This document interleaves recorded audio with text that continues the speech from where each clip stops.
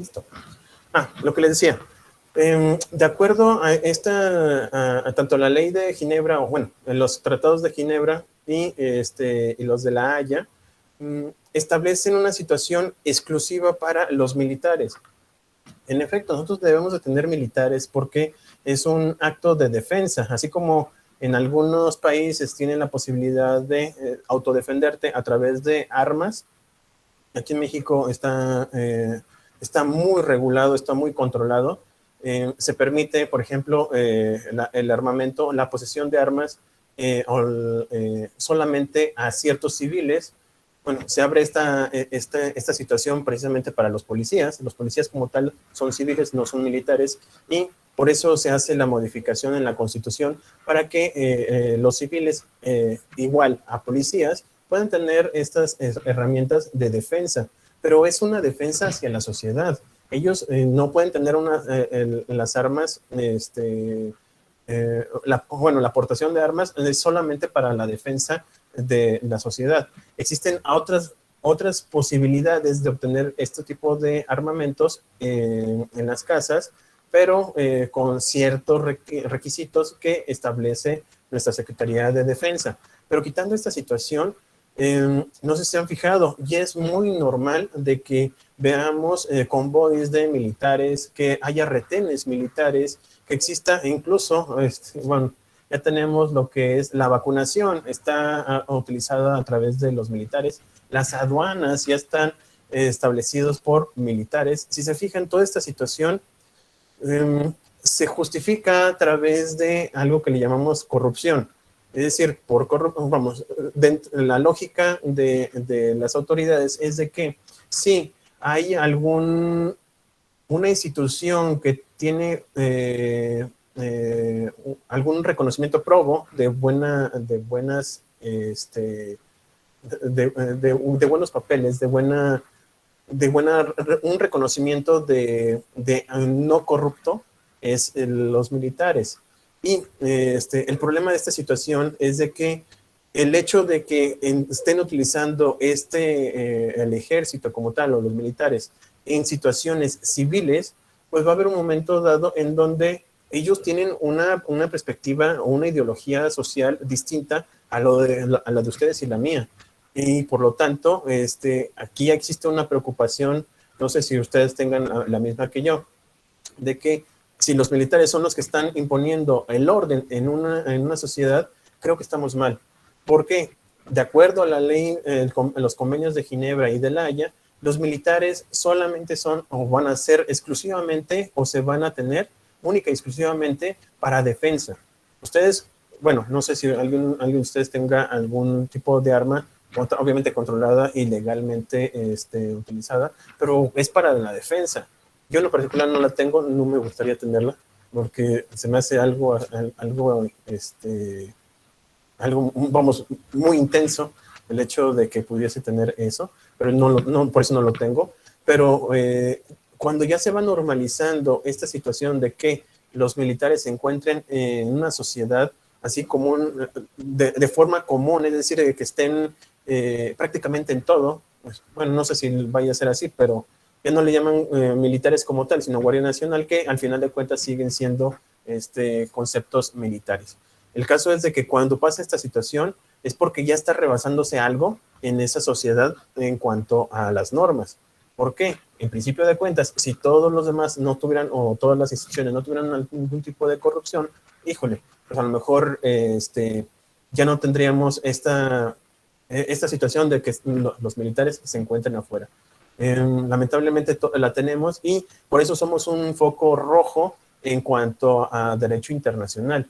No por nada, nuestro presidente quiere incluso hacer una abolición, bueno, solicitó abiertamente la desaparición de la OEA por cuestiones políticas en materia de Cuba, que en mi particular punto de vista no van a nuestros principios de no intervención, a nuestros principios de neutralidad. Sin embargo, ya lo propuso. También, otra de las situaciones que se ven en esta imagen son lo que era el apartheid, donde estaba Nelson Mandela. y la situación es casi insostenible en Sudáfrica, pero no solamente en Sudáfrica, sino también América del Norte, América del Sur, bueno, en particular Norteamérica, y sobre todo también actualmente existen ciertas características de apartheid, pero en materia de migración. Y no nada más es cuestión de México, y no nada más es cuestión de Estados Unidos, también pasa en Europa. Muchos, muchas poblaciones del continente africano van a España, van a Marruecos, se van a Italia.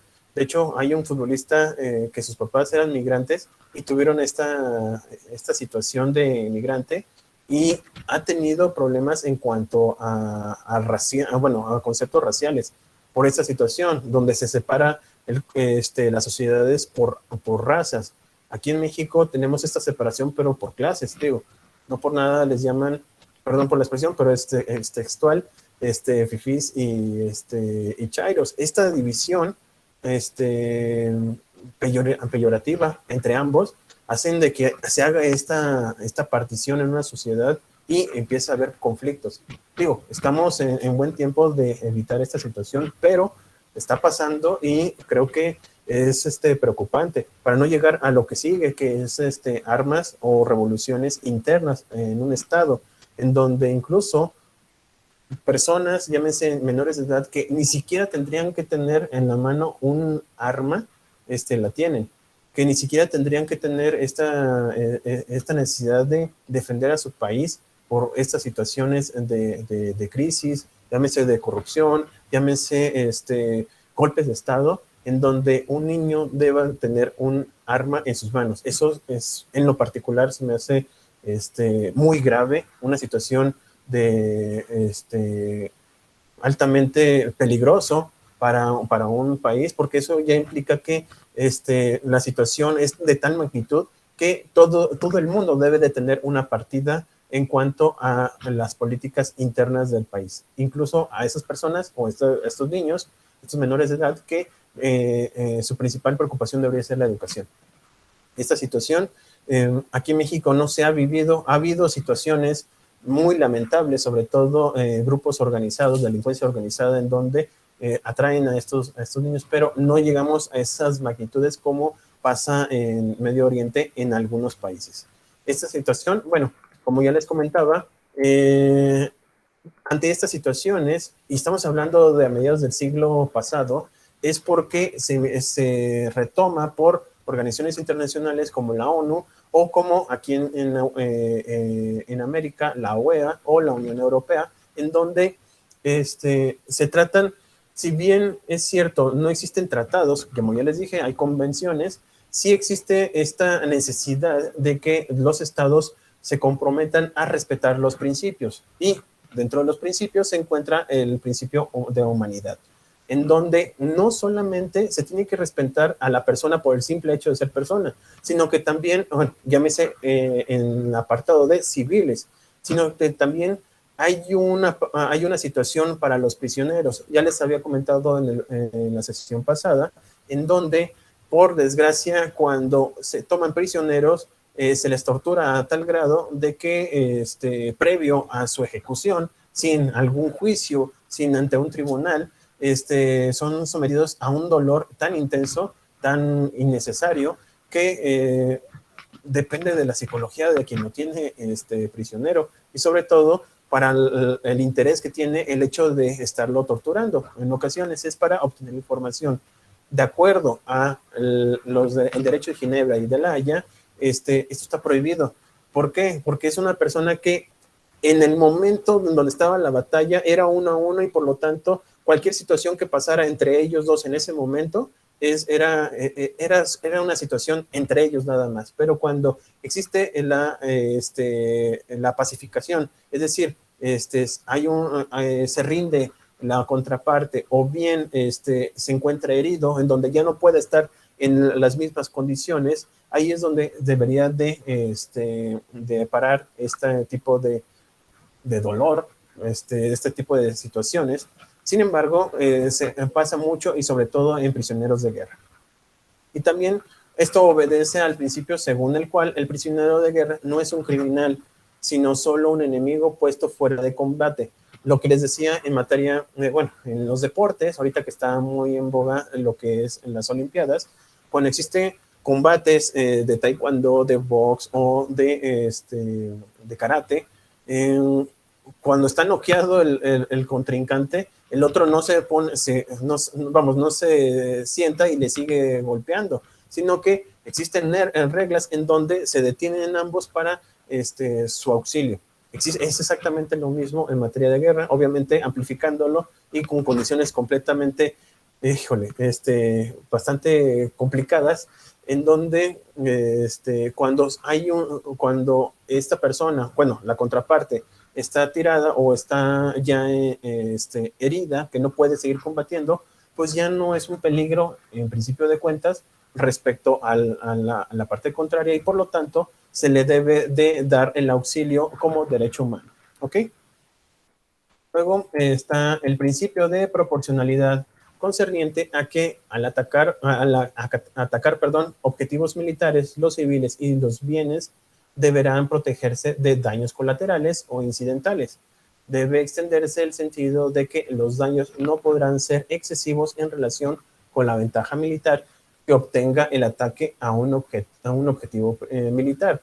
Eso sucede muchísimo, o sucedió muchísimo, cuando estaba la guerra en Irak, en donde había ataques en edificios, le llamaban operaciones quirúrgicas, en donde en ciertos edificios donde había un protocolo de seguridad en donde establecían que en el momento en que se identificara plenamente la ubicación de ciertos grupos rebeldes, era donde se iba a atacar. Lamentablemente esos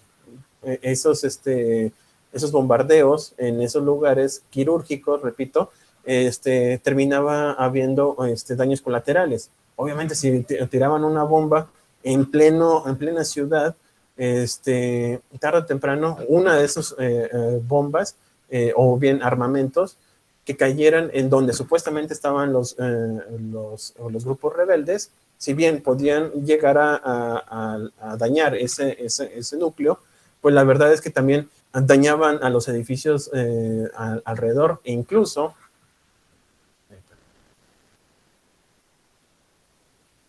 Heriberto, bienvenido. Incluso dañar a zonas civiles, o incluso también alguna equivocación en cuanto al edificio implicaba, pues lamentablemente, haber algún tipo ¿cómo se llama?, de daño a los civiles. Les comento, ahorita se me acaba de ir la luz, pero tengo un power bank. Va a estar aproximadamente, bueno, en cuanto empiece a haber problemas, un favorzote, si se corta la videollamada, alguien mándeme un mensaje y decimos, ¿sabe que ya no, ya se cortó la transmisión? Y para poder conectarme a través del celular, ¿ok? Dicho esto, está también el principio de distinción, o sea, la diferenciación entre combatientes y personas civiles, de los objetivos militares y de los bienes de carácter civil, y que en su caso, en caso de duda, la persona deberá considerarse como civiles. Esta situación en materia de guerra también ha sido muy complicada. ¿Por qué? Como pueden ver en las imágenes de su lado derecho, de hecho ya casi es el aniversario de la destrucción de Hiroshima y Nagasaki. Si se fijan en la parte de abajo, era una ciudad. Ahí vivía gente, ahí habían miles de personas que estaban en su día común y corriente, y de la noche a la mañana desapareció toda esa ciudad. Y entre ellos estaban obviamente mujeres, niños y personas que eran civiles, bueno, hombres que eran civiles. Y si se fijan, no hubo una distinción entre quiénes eran los militares y quiénes eran los civiles. Ahí fue atacar a una ciudad simple y llanamente por cuestiones de interés de guerra. Lamentablemente, esto fue antes de las convenciones de Ginebra, y por cuestiones también vamos, lamentablemente, esta situación hizo de que no se pudiera impedir esta situación de que atacaran a poblaciones civiles. Y esta fue una de las principales razones por las cuales hubo intensa preocupación por todos los países respecto a que, imagínense una guerra entre Rusia, entre Francia, entre China y Estados Unidos, en donde estén utilizando este tipo de bombas. Va a implicar o implicaría, entre otras situaciones, que vamos, que llegue un momento en nuestro planeta de que no haya vida. ¿Por qué? Vamos, si Chernobyl, donde hubo bueno, esta lamentable situación de que explotó ¿cómo se llama? Ay Dios, planta nuclear, todavía existe la nube allá por el norte del continente europeo. Ahora imagínense que todos los países utilizaran ese tipo de armamentos para una tercera guerra mundial. Pues prácticamente estaríamos igual que lo que está en la imagen en la parte inferior. ¿Hasta aquí alguna duda, algún comentario al respecto? No, profe, todo bien. Perfectísimo. Perfecto. Entonces, continuamos. Por eso también esa preocupación de las organizaciones internacionales para que, vamos, que haya esta distinción.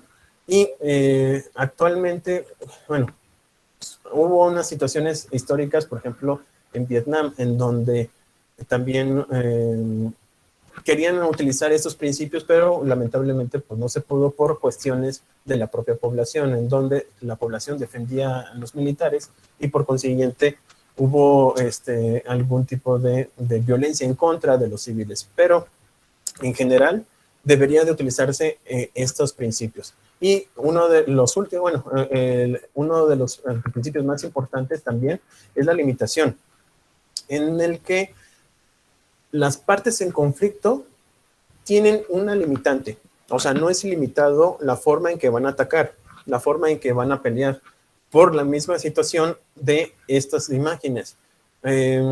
Si van a atacar o hay algún tipo de ataque de forma terrestre o marítima, se deben de utilizar cierto tipo de armamentos. ¿Por qué? Repito, el conflicto entre dos estados no tiene que tener repercusiones colaterales en otros países y por lo tanto ante el propio planeta.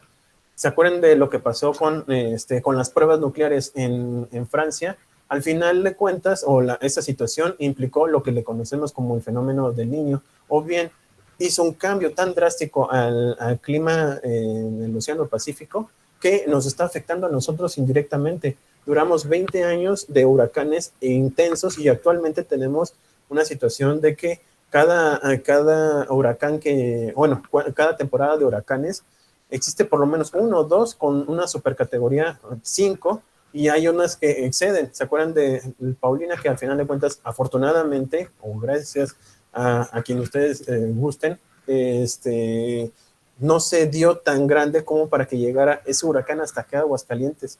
Imagínense, estamos arriba de 1500 metros sobre el nivel del mar y como quiera iba a llegar ese huracán hasta acá. Y eso es gracias a estas situaciones que el ser humano ha perpetrado a través de estas situaciones de armamentistas. Han cambiado, quieran o no, la situación en nuestro planeta y por lo tanto se va acomodando. La naturaleza llega un momento en donde por una especie tan insignificante como nosotros los seres humanos, no va a permitir que siga así y por lo tanto hace esos acomodos en cuanto a lluvia, incluso terremotos. Va acomodándose o se va adaptando a las circunstancias, se va equilibrando. Y por lo tanto, nosotros como seres humanos, pues debemos de entender de que si hacemos algo más allá de nuestra, no de lo permitido, sino de nuestros límites, como es el utilizar este tipo de armamentos, pues simple y sencillamente no solamente va a dañar a esos países, sino que también nos va a dañar a nosotros como seres, como seres humanos. Por eso hay limitaciones. Sí, repito, es entre ellos nada más y en todo caso se van a utilizar ciertos armamentos, proyectiles, materiales que sean solamente lo más sencillo es de ataque y no de destrucción masiva como pasaba con las bombas de hidrógeno. ¿Ok? Y el principio de necesidad militar. Esto también conlleva en materia de conflictos internos. Recuerden que nuestra Carta de San Francisco señala que está prohibida la guerra. Todo lo que les estoy diciendo o todo lo que les estoy señalando es única y exclusivamente para estas situaciones de que, híjole, se nos fue de las manos una situación en donde terminó habiendo una guerra.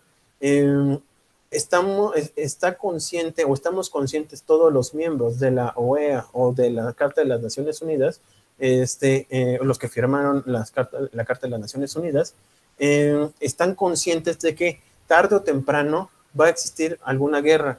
Ya se los comenté anteriormente, la violencia está en nuestra cultura, lamentablemente es un hecho, ¿no? Y son hechos históricos, no lo digo yo, ni ustedes lo pueden comentar, bueno, lo pueden comentar, pero no lo pueden inventar, es la realidad. El ser humano per se es violento y han dado las estadísticas de cuántas guerras ha habido en la historia de la humanidad, pues tarde o temprano puede existir una guerra. El problema aquí es de que esas guerras, qué tan lesivas o lascivas pueden llegar a ser al ser humano. Ese es el punto, por eso se trata de prohibirlas. Ya si por alguna casualidad o por alguna circunstancia no puede dejarse de utilizar la guerra como tal, por una situación que ahorita vamos a ver, pero si ya no se puede parar una guerra, por lo menos debe de existir este tipo de derechos para las personas que ni siquiera supieron por qué se inició la guerra, ni siquiera tienen vela en entierro, dirían en mi barrio, pero vamos, toda esta situación hace de que, vamos, si no es necesario utilizar este tipo de derechos, mucho mejor, pero se encuentra por si se llegase a utilizar. Es como un seguro de vida. O un seguro de auto. En principio de cuentas, nadie quiere chocar o nadie quiere que suceda ese hecho o ese acto. Pero previendo cualquier otra circunstancia posterior a que sí suceda, entonces por eso se obtiene los seguros de autos o cualquier tipo de seguro. También es exactamente lo mismo. Esta convención va a tratar de que si bien no se quiere la guerra y por eso se prohíbe, se trata de manejar todo de tal manera de que no vuelva a que no pueda suceder este tipo de circunstancias. Si existieran, se tengan algún tipo de regla para que no sea tan lesiva para las personas como los civiles o como los rehenes. Bueno, en este caso, los prisioneros de guerra. Entonces, por lo anterior, se prohíbe todas las represalias o contramedidas en detrimento de la población civil, los bienes de carácter civil, los bienes indispensables para la supervivencia de la población civil, así como los artículos de alimentos y las zonas agrícolas de los que producen o las instalaciones de agua potable, los bienes culturales y el medio ambiente, así como las obras o instalaciones que contienen fuerzas peligrosas, como presas, diques, centrales nucleares y de energía eléctrica. ¿Qué es todo esto? Si bien existe algún tipo de situación de que haya algún tipo de guerra, la historia nos ha dicho de que cuando existe el sometimiento de una población o una sociedad ante un ejército de algún país o de algún imperio que ha pasado en la historia, aquellos que están sometidos son arrasados. Es decir, les pasa de que suelen, bueno, una vez que ganan, o los que ganan, pues van y violentan a las mujeres, matan a los hombres, destruyen todo lo que es sus bienes. Digo, por eso perdimos prácticamente todas las 7 maravillas antiguas del mundo, fue precisamente por las guerras en donde arrasaron con todo, agarraron botines de guerra, arrasaron repito, con los bienes, y dejaron estéril todo el terreno en donde sometieron a estas sociedades. Entonces, en estas nuevas convenciones, o lo que trata de señalar estas convenciones, es de que si existe una pelea, es única y exclusivamente para los ejércitos de cada uno de los estados. Cuando se trata de situaciones civiles, es decir, una ciudad en donde, sin vela en el entierro, forma parte de una batalla o está cerca de una batalla, no por eso tienen que destruirla. No por eso tienen que quitarles sus bienes, sus alimentos, o hacer estéril ese lugar. Es tratar de, muy bien, hubo una situación, una batalla, la batalla se suscitó en otro lugar, o bien si fue en la propia ciudad, una vez terminada la batalla, se tienen que alejar de ese terreno. La verdad es que suena muy bonito, o suena muy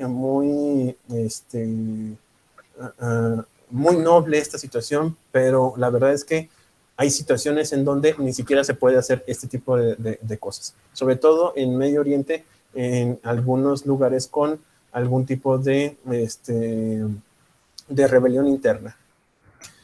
Bueno, lo que es el derecho internacional en sí.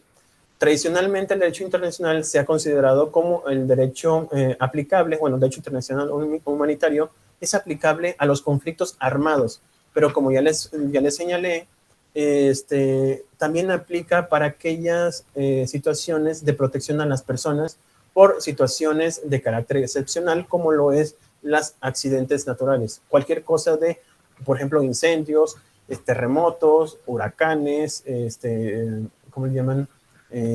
Tornados, todos esos fenómenos naturales que puedan privar de la vida o lesionar al ser humano por la realización de ese hecho, para eso también está el derecho humanitario, y también es protegerlos, porque también van a necesitar medicamentos, alimentos, agua, un lugar para estar, no digo cómodos, pero por lo menos para poder dormir, para tener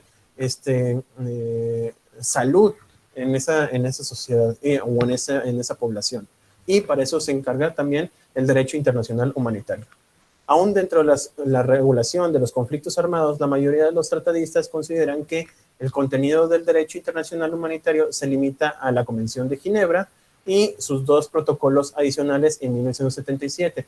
Sin embargo, si bien es cierto que estos convenios de Ginebra propuestos por la Cruz Roja después de la Segunda Guerra Mundial, o cuando lo empezó a ir horneando, dirían en mi casa, cuando se empieza a hornear esta situación de que existieron cosas terribles en la Segunda Guerra Mundial y por lo tanto se tiene que afianzar algún tipo de norma o algún tipo de derecho que permita proteger a la humanidad, como lo hizo el Comité Internacional de la Cruz Roja.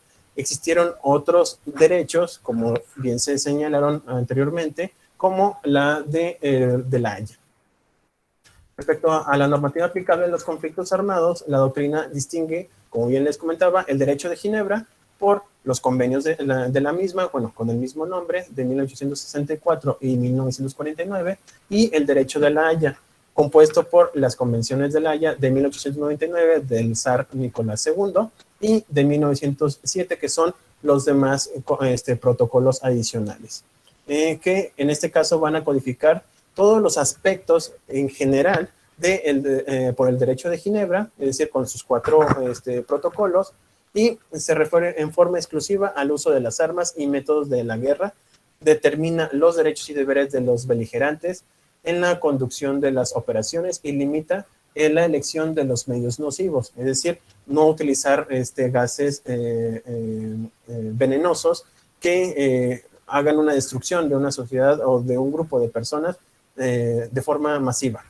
El derecho humanitario no legitima en ningún modo alguno el recurso a la guerra. Lo que ya les comentaba, si bien existe el derecho humanitario, es para que se sigan o se ciñan los estados en este tipo de normas, pero no quiere decir de que ya porque ya existen estas reglas se tienen que estar aplicando. No, está prohibida la guerra y no se debe utilizar. Pero si algún momento dado se utilizara, se tiene que utilizar el derecho humanitario.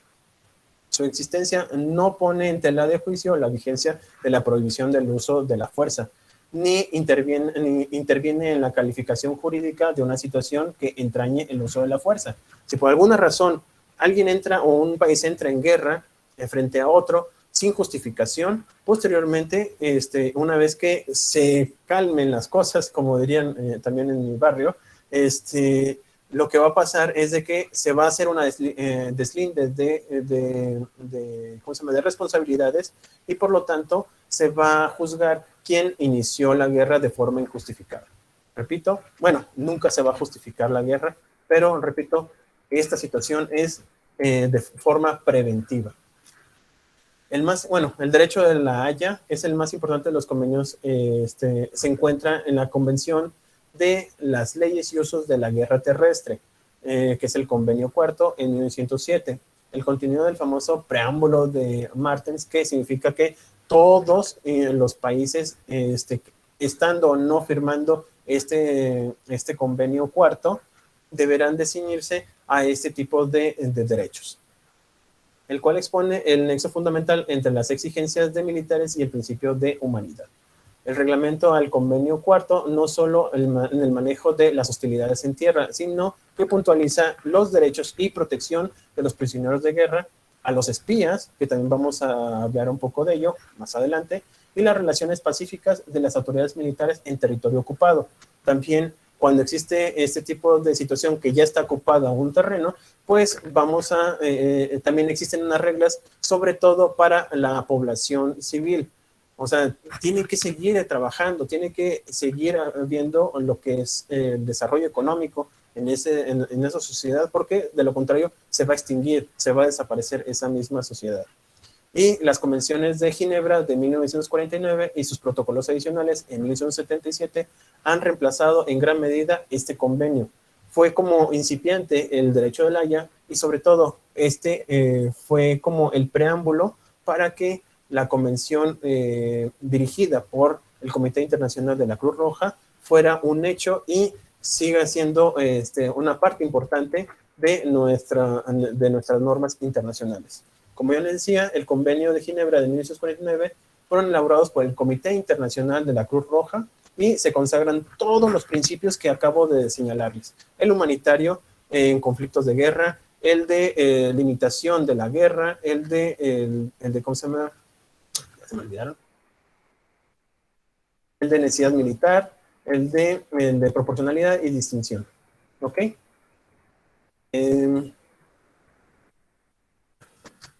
Los tres primeros convenios se refieren a la protección de heridos y enfermos. Recuerden que, como es la Cruz Roja quien lo estaba proponiendo ante los demás estados, su objetivo era preocuparse por aquellas personas que salían heridas dentro de una guerra por cuestiones o referentes a lo que pasó en el Holocausto. Y tanto en las Fuerzas Armadas de tierra como en el mar, por lo que pasó también en el Pearl Harbor. Y a los náufragos y a los prisioneros de guerra. El convenio cuarto se refiere a la protección civil en tiempos de guerra, el cual se introduce por primera vez este concepto de derecho de los civiles en las guerras.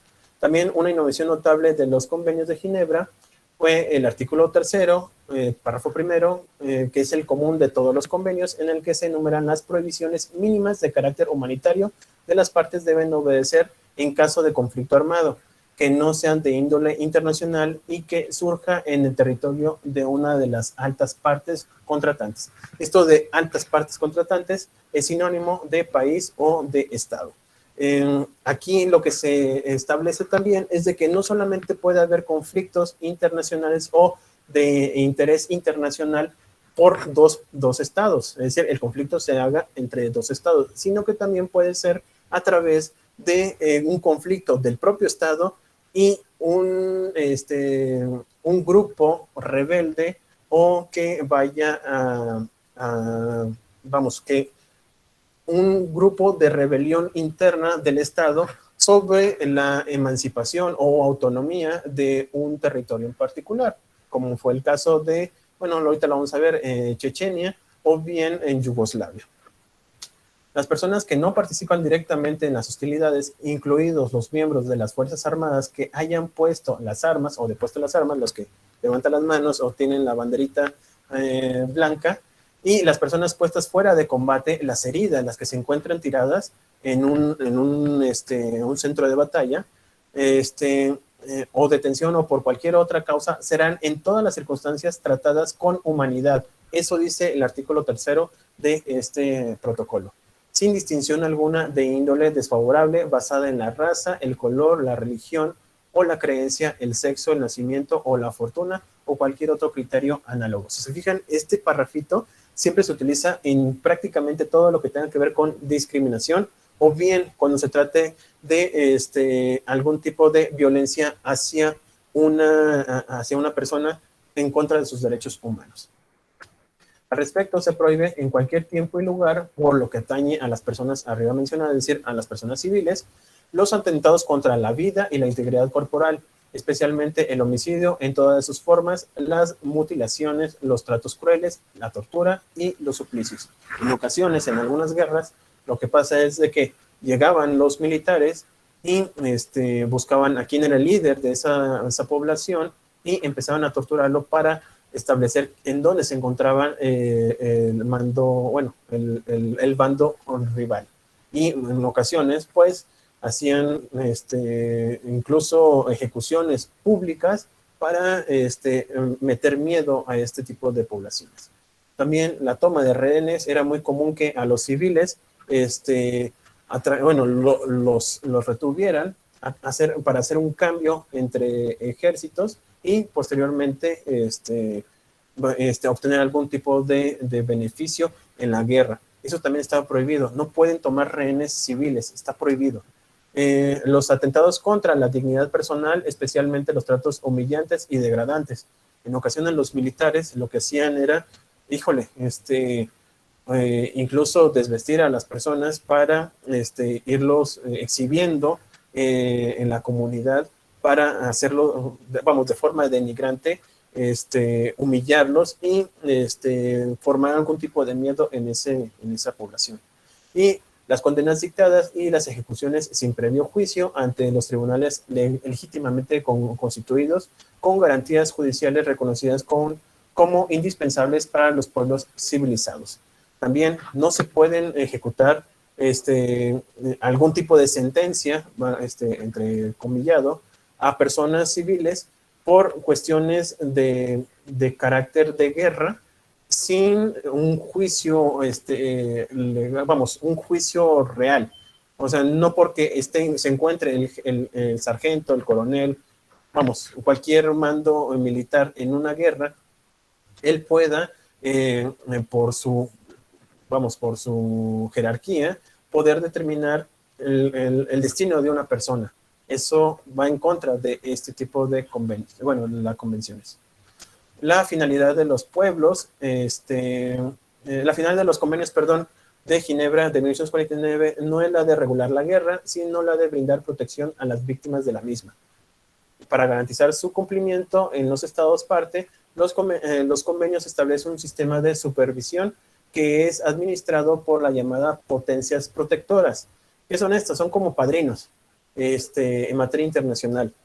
Cuando existe algún conflicto entre las partes, se llama a estas potencias protectoras, que ya les había comentado en la sesión pasada, van a ser los que van a soportar económicamente en algunas ocasiones cualquier situación que corresponda a una posible crisis económica en alguna de estas partes que se encuentran en guerra. O bien, generalmente era lo que les comentaba, en Cuba tenía su protectorado, que era la URSS, y acá en este lado, no sé, por ejemplo, México en su momento era protegido por Estados Unidos, o sigue siendo protegido por Estados Unidos. Las facultades de las potencias protectoras difieren en cada convenio.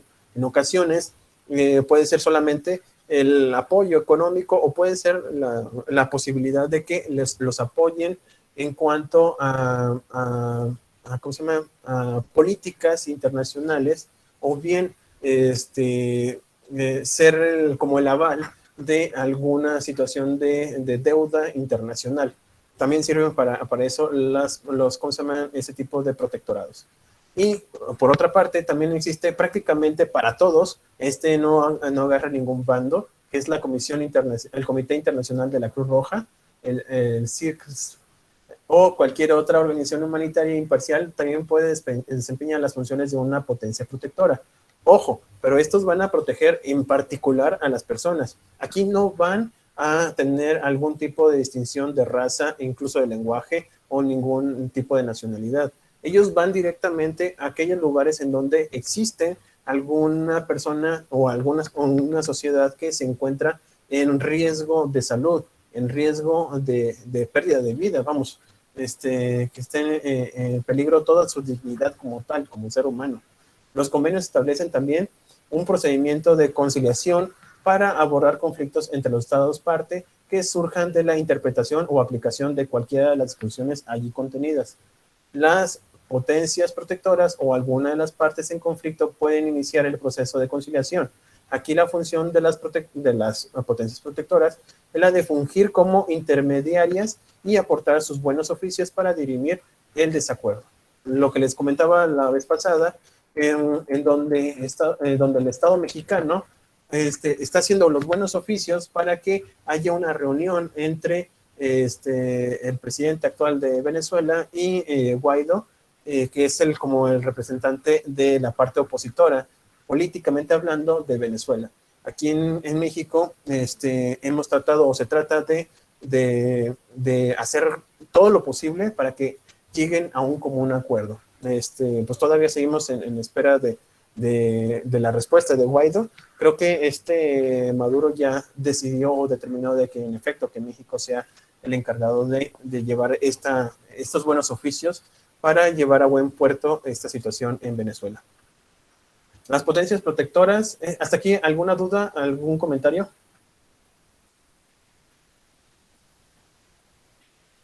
¿Ninguno? Ok. Bueno, continuamos.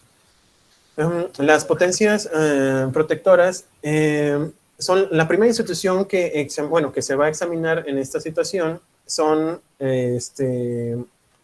las potencias protectoras dentro del derecho internacional humanitario.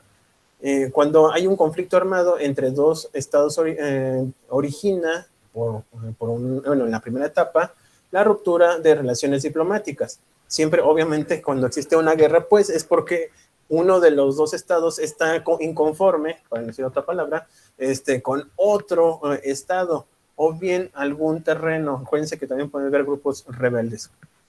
Y existe, lo primero que se hace es la declaración de persona non grata de diplomáticos, se separan de ese lugar. Por ejemplo, si era Venezuela, por ejemplo, y México, supongamos que hubiera una ruptura entre ambos estados, primero hay declaración de persona non grata y se separan, es decir, se quita a todos los consulados o todos los embajadores el embajador o todos los consulados de ese país, y en respuesta recíproca también se mandan a su país de origen a la contraparte que se encuentran ofendidos.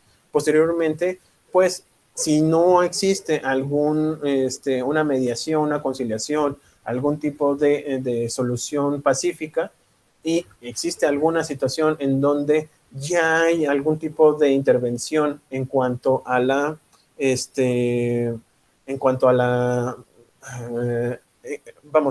ya hay un intercambio violento ¿cómo se llama? Como respuesta a una situación en particular. Generalmente son bombas, así de que, como pasa en Palestina e Israel, en donde supuestamente hay un cese de fuego, y después de una semana o 2 semanas, o 3 semanas, depende de cuánto lleve esa tregua, uno de los dos empieza otra vez a atacar y empieza con alguna situación de violencia. Generalmente son con algún tipo de explosivo.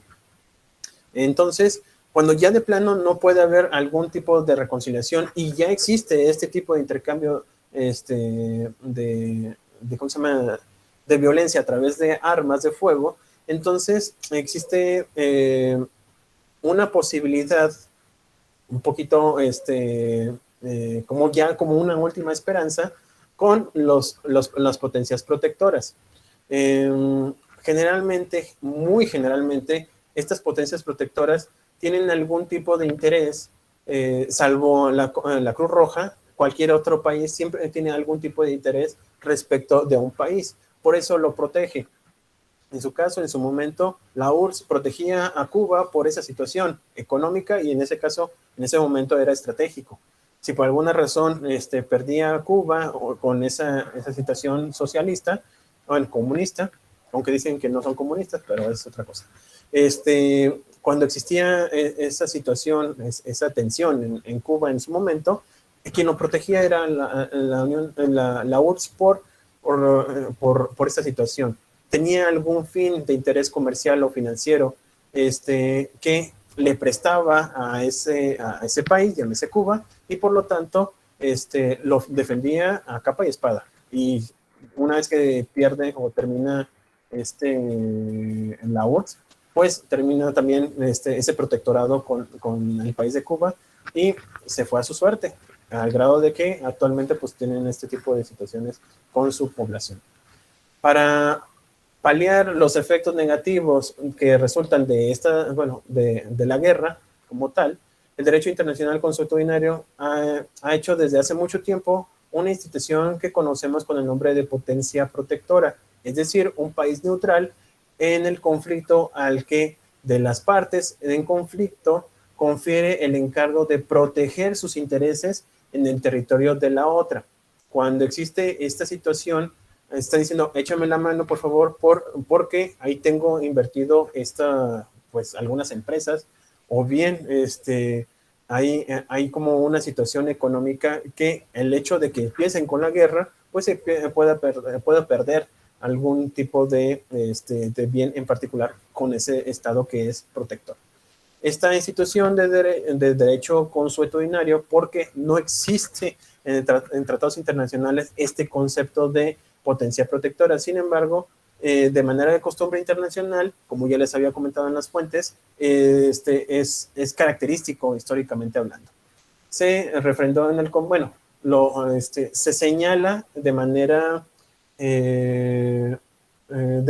general en el Convenio de Viena, aunque como es un convenio como tal, no estamos hablando de un tratado y por lo tanto, vamos, esta situación de que nomás lo esboce no quiere decir de que se haya hecho una regulación. La verdad es que tradicionalmente siempre se hace potencia protectora de manera consuetudinaria. ¿Ok? La misión diplomática de un tercer estado en el territorio de un estado parte en un conflicto internacional representa los intereses de la otra parte, haciendo las veces de la propia misión de este estado. Cuando hay una situación de que el estado potencia protectora es muy grande, o sea, vamos, y cuando ya no puede haber relaciones entre los estados, es decir, no se puede ni mirar ni en el espejo, lo que van a hacer es de que esta potencia va a representarlo ante el otro. Es como cuando ustedes, bueno, cuando de novios ya no quieren saber nada de su ex, entonces llevan a la amiga para que esta última vaya y le recoja sus pertenencias o lo que le quiera entregar, o bien mandarle un mensaje. Básicamente es exactamente lo mismo, o más que obviamente muy amplio y de manera burda se lo estoy señalando. Este estado que es protector va a ir ante el otro estado y le va a señalar cuáles son las peticiones generales que tiene la contraparte o la que no tiene, con la que tiene el conflicto.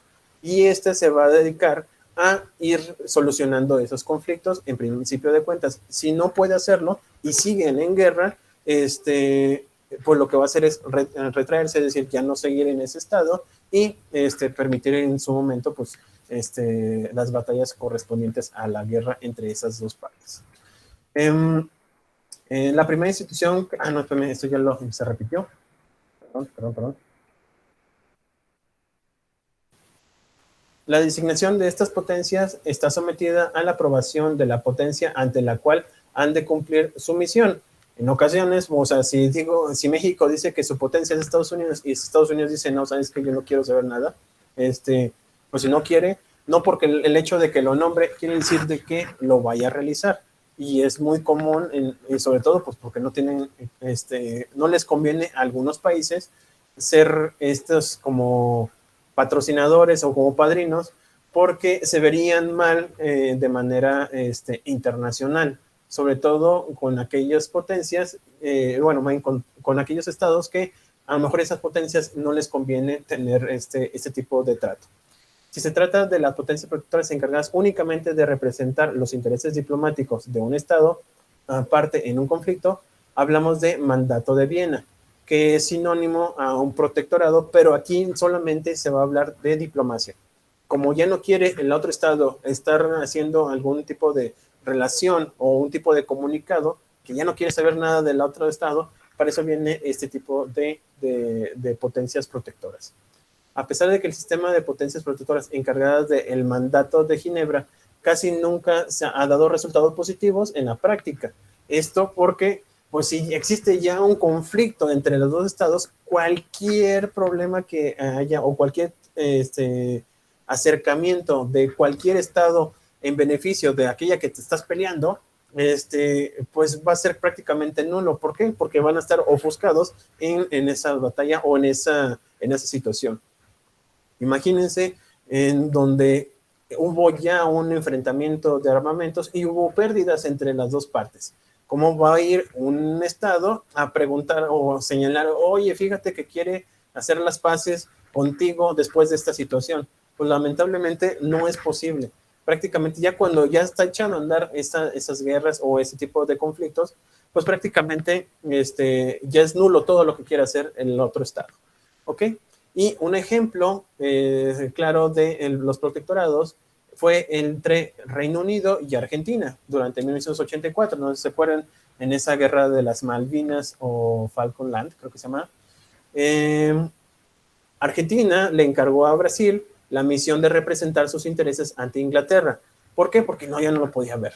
Y por el otro lado, Reino Unido lo hizo con Suiza ante Argentina. Entonces, como Argentina y el Reino Unido no querían verse, entonces lo que pasó fue de que Brasil y Suiza fueron los encargados de estarse mandando misivas o comunicados para dárselos a entender o dárselos a las contrapartes. ¿Ok? Otra vez. Perdón. Se queda. Bueno. También debemos de puntualizar que existe de las potencias protectoras no es un obstáculo para las actividades humanitarias de la Cruz Roja. Como tal, siendo una potencia protectora, la Cruz Roja, repito, puede estar en cualquier lado e incluso de ambos bandos. Puede ser el ejemplo que le estaba dando de Argentina y Reino Unido en las Islas Malvinas. Puede ser de que estén jurando, por decirlo así, algunos soldados de Argentina y por el otro lado también estén proveyendo salud o proveyendo todo lo necesario para la salud de los soldados del Reino Unido. Es una de las pocas instituciones con renombre internacional que por el simple hecho de tener ese logotipo o esa insignia implica respeto. Y eso es muy poco, o sea, muy poco reconocido a nivel internacional.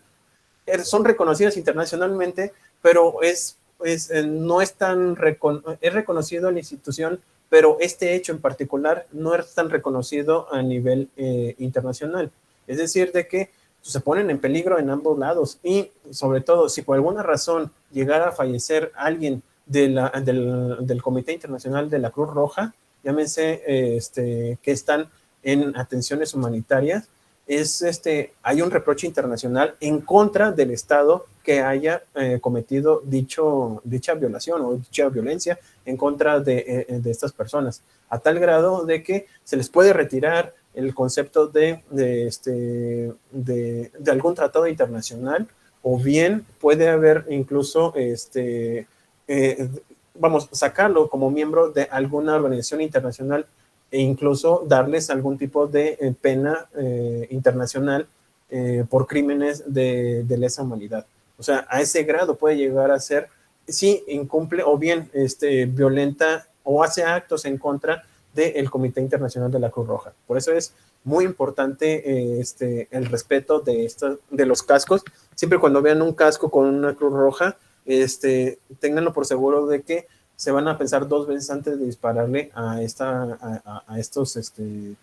personas los estados. ¿Por qué? Porque implicaría per se algún tipo de sanción internacional. Los delegados de la Convención Internacional del Comité Internacional de la Cruz Roja tienen derecho a visitar cualquier lugar que haya personas protegidas por el sistema de los convenios de Ginebra, sean prisioneros de guerra, sean internados civiles, o se les debe también dar todas las facilidades para el desempeño de su tarea humanitaria. Incluso si por alguna razón hay prisioneros o tienen conocimiento de que existen prisioneros de guerra, ellos pueden llegar hasta ahí, no los van a tocar, no les van a hacer absolutamente nada. Ellos pueden llegar a ese lugar, hacer las curaciones respectivas de los prisioneros y retirarse. Pero ese es el protocolo que también tienen que hacer estos delegados. Tienen que hacer toda esta situación de que, que vayan única y exclusivamente para salvaguardar la salud de los prisioneros, o bien de algunas personas que por alguna razón en una situación de batalla hayan quedado heridas. Viene el caso también, cabe mencionar, de que existen dentro de los estados neutrales en conflicto que sin tener mandato de Viena, es decir, de hacer algún tipo de protocolo, como una potencia protectora, también están obligados a aplicar por analogía las disposiciones de los convenios, si hay personas protegidas en su territorio. Tal es el caso también con las Islas Malvinas, con Uruguay. Uruguay no tenía nada que hacer en esa guerra, sin embargo, fue una de las potencias protectoras que fue a este lugar. Bueno, no se le llamó como tal potencia protectora porque ninguno de los 2 estados lo tomó como su representante. Sin embargo, como tenía interés de algunos empleados en su momento por la cuestión de las Islas Malvinas, acuérdense que eran obreros que se rebelaron y a partir de ahí empezó el problema de esta guerra entre Argentina y Reino Unido. Algunos de los empleados eran uruguayos y por lo tanto pues tenía intereses directos en que se resolviera ese conflicto de paz, o en ese conflicto por la paz, inclusive pues para recoger a todos sus empleados. No, que la canción no, bueno, ¿por qué se regresa? Y si quieren, para terminar el día de hoy, pues no sé, todavía tengo suficiente batería con el no break. Los conflictos armados internacionales. El derecho internacional consuetudinario de la guerra, sustituido por el derecho convencional, jamás definió con exactitud las circunstancias de las cuales sería aplicable. Repito, solamente señala qué pasa en casos de guerra, pero no hay un procedimiento. No va a haber jamás un procedimiento en materia de guerra. ¿Por qué? Porque no está permitida. No puede haber como pasos a seguir para poder generar una guerra. ¿Por qué? Repito, si estás en una organización internacional o estás en algún comité internacional, debes de respetar el derecho que se ha generado a través de la historia o a través de los tratados internacionales en respecto a proteger los intereses de cada uno de los miembros. Y por lo tanto, pues como cada uno va a proteger los intereses de cada uno de los miembros, pues implica que también van a proteger el tuyo. Entonces, si forma la guerra o si generas una guerra, pues estás yendo en contra de este convenio que tú, bueno, en este caso el Estado firmó y ratificó y puso dentro de su ordenamiento jurídico interno. Así, el artículo 2 común de los 4 convenios de Ginebra determina la clase de conflictos internacionales en la que se aplican dichos instrumentos. La parte de las disposiciones que debe entrar en vigor ya en tiempos de paz del presente convenio, señalaba el convenio de Ginebra, se aplicará en los casos de guerra declarada o de cualquier otro conflicto armado que surja entre dos o varias de las altas partes contratantes, aunque una de ellas no haya reconocido el estado de guerra. En ocasiones, como pasó en la Segunda Guerra Mundial, sin haber hecho la declaración de guerra, llámese Polonia, Alemania los invadió y no hubo una declaración como tal. Ya después Inglaterra dijo, oye, ¿sabes qué? Te dije que no te metieras con Polonia y por lo tanto te declaró la guerra. Pero en principio de cuentas, Polonia no había sido declarada en estado de guerra, o bien no le había declarado la guerra a Alemania a Polonia, que fue la situación por la cual pues se desató casi toda la Segunda Guerra Mundial. El convenio se aplicará también en todos los casos de ocupación total o parcial del territorio, eso ya lo vimos. Si una de las potencias en conflicto no es parte en el presente convenio, la de Ginebra, las potencias que son parte en el mismo estarán, sin embargo, obligadas por él en su relación recíproca. Estarán además obligadas por el convenio con respecto a dicha potencia si ésta acepta y aplica sus disposiciones. Estos son lo que les decía de la potencia protectora. No habla de una potencia protectora, pero sí habla sobre el defender los casos en casos de guerra respecto a uno de los dos estados que se encuentran en conflicto. Asimismo, el artículo 1.4 del protocolo adicional amplía estas categorías al disponer lo siguiente: las situaciones a que se refiere el párrafo precedente, lo que estamos hablando, refiere a los supuestos del artículo 2 del Convenio de Ginebra, que comprenden los conflictos armados en el que los pueblos luchan en contra la dominación colonial y la ocupación extranjera y contra los regímenes racistas. Aquí fue la justificación en su momento de Argentina, en donde al estar en una isla que en principio de cuentas le correspondía, según ellos, a Argentina, por eso hicieron esa toma. Es decir, hubo una ocupación extranjera a un territorio que era originario de Argentina. Y contra los regímenes racistas en el ejercicio del derecho de los pueblos a la libre determinación. Esto también se ocupa para aquellos grupos beligerantes o aquellos de liberación nacional que se encuentran consagrados, estas situaciones se encuentran consagradas en la Carta de las Naciones Unidas y en la Declaración sobre los Principios de los Derechos Internacionales referentes a la relación de amistad y a la cooperación entre los estados de conformidad con la Carta de las Naciones Unidas.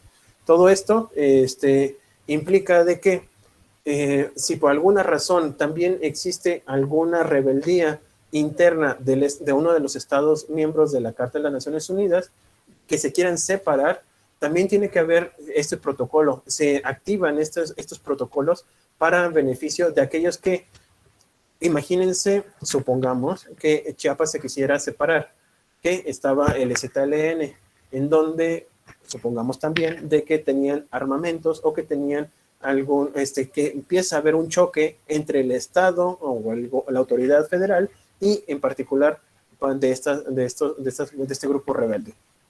Entonces, cuando empieza a haber este conflicto, hay daños colaterales y por lo tanto, en muchas ocasiones corresponden estos daños colaterales a personas civiles. Y como existe problemas o puede haber este daño colateral con los civiles, llámese heridos, llámese incluso fallecidos, o bien destrucción de una población en particular, casas, o cualquier tipo de bien de dominio público, entonces, aquí también podría intervenir el caso de la Cruz Roja o bien de cualquier protectorado en defensa de estas poblaciones, en particular de las poblaciones indígenas.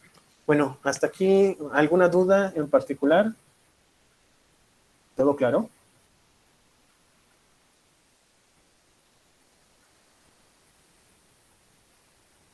Bueno, ¿hay alguien? Todo claro, maestro. Muchas gracias, Itzel. Bueno,